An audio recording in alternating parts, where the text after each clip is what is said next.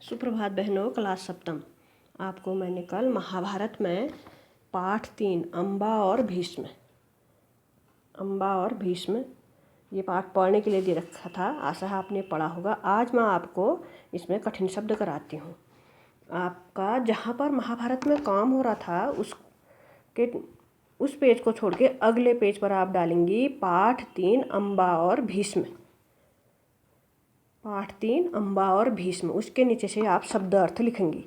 शब्द के नीचे लिखेंगी स्वेच्छाचारी। स्वेच्छाचारी माने इच्छा अनुसार व्यवहार करने वाला। स्वेच्छाचारी माने इच्छा अनुसार व्यवहार करने वाला। अगला शब्द है स्वयंवर। स्वयंवर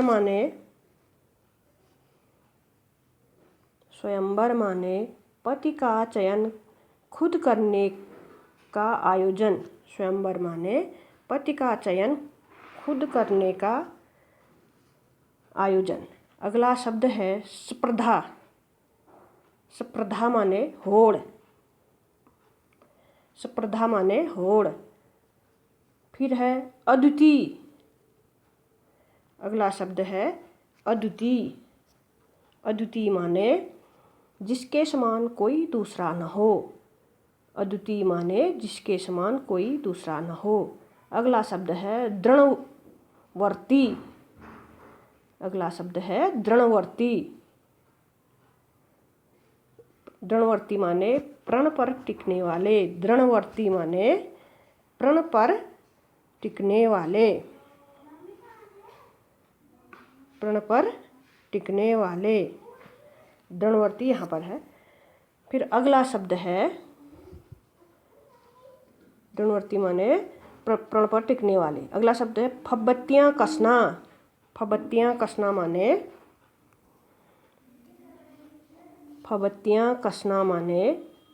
कसना माने मजाक उड़ाना। अगला शब्द है अवहेलना। अवहेलना माने उपेक्षा या निरादर। अवहेलना माने उपेक्षा या निरादर। मनोनीत। मनोनीत माने अपनी इच्छा से चुना गया। अपनी इच्छा से चुना गया। अगला शब्द है गांगेय। गांगेय माने गंगा पुत्र भीष्म। गांगेय माने गंगा पुत्र भीष्म। फिर अगला शब्द है मिन्नत। मिन्नत माने प्रार्थना। मिन्नत माने प्रार्थना। अगला शब्द है प्रतिहिंसा। प्रतिहिंसा माने बदले की भावना। बदले की भावना। अगला शब्द है दयार्द्र। दयार्द्र माने करुणायुक्त। करुणायुक्त। नया शब्द है जितेंद्रिय। जितेंद्रिय माने जिसने इंद्रियों को वश में कर लिया हो। जितेंद्रिय माने जिसने इंद्रियों को वश में कर लिया हो। फिर अगला शब्द है वीरोचित। वीरोचित माने योद्धाओं के अनुकूल।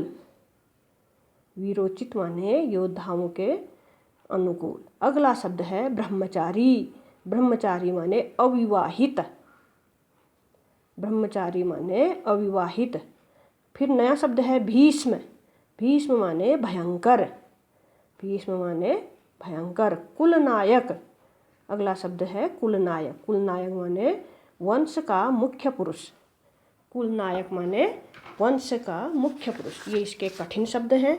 आप इन कठिन शब्दों को इस पाठ में ढूंढ के लिख सकती हैं और अर्थ मैंने आपको बता दिया। इनको ध्यानपूर्वक आप करेंगी। फिर जहाँ पर शब्द अर्थ पूरे हो जाएंगे उसके नीचे लिखेंगे आप प्रश्न नंबर 1। शब्द अर्थ पूरे होने के बाद तुरंत बाद लिखेंगी प्रश्न नंबर 1। काशीराज की कन्याओं के स्वयंवर में भीष्म किस उद्देश्य से गए थे? प्रश्न नंबर 1। काशीराज की कन्याओं के स्वयंवर में भीष्म किस उद्देश्य से गए थे? प्रश्न नंबर 1। इसका उत्तर है काशीराज की कन्याओं के स्वयंवर में भीष्म अपने छोटे भाई विचित्रवीर्य के लिए कन्याओं का अपहरण करने गए थे। पूर्ण विराम। इस काल में क्षत्रियों द्वारा अपहरण करके किया गया विवाह श्रेष्ठ माना जाता था। उस काल में क्षत्रियों द्वारा अपहरण करके किया गया विवाह श्रेष्ठ माना जाता था। अब है प्रश्न नंबर 2। अम्बा ने एकांत में भीष्म से क्या कहा? अम्बा ने एकांत में भीष्म से क्या कहा? इसका उत्तर है अम्बा ने भीष्म से कहा, गांगेय, मैं सौवदेश नरेश साल्व को मन ही मन पति मान चुकी हूँ। अम्बा ने भीष्म से कहा, गांगेय, गांगेय माने गंगा पुत्र। अम्बा ने भीष्म से कहा, गांगेय, मैं सौवदेश नरेश साल्व को मन ही मन पति मान चुकी हूँ। इस स्थिति में आप मेरे विषय में उचित निर्णय लें। ये प्रश्न नंबर 2 का उत्तर है। अब है प्रश्न नंबर 3। अम्बा ने सौभराज साल्व से क्या कहा? इसका उत्तर लिखूंगी। अम्बा ने साल्व से कहा, राजन, मैं आपको ही अपना पति मान चुकी हूँ। मेरे अनुरोध से भीष्म ने मुझे आपके पास भेजा है।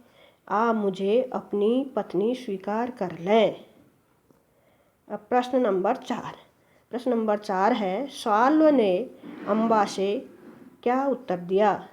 साल्व ने अम्बा को क्या उत्तर दिया? तो इसका उत्तर है, साल्व ने कहा, भीष्म ने मुझे पराजित करके तुम्हारा अपहरण किया है। अब तुम भीष्म के पास ही जाओ और उसकी सलाह के अनुसार काम करो।